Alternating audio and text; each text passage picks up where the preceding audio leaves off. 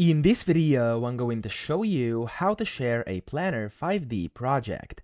Now, the first way you could do this is whenever you open your project, simply go to the top right here and click on this plus icon next to this person icon. And when you click on it, you can basically give people access, and you can of course type in their email, and then here you can set if they can view or edit, so whatever you want to give them. Then click on send invite, and they'll get invited to actually see your project as well. So that's the first way to share. And then the second one is to click on the share button up top, and then you have a few options. You could print it, and you can also save it as a PDF over here. You could go and export it either as a DWG or DXF. So those are two options. Or you can click on the share project button. So whenever you do that, you can then share the project again the same way. So either by email, and you can give them different permissions. And down here you also have the access, of course, with public access, which is going to allow you to copy and create a link. So for example, I'm going to click on enable public access, and if I do that, it's going to refresh. I can copy the link, and then I can send this link to anybody. So for example, over here,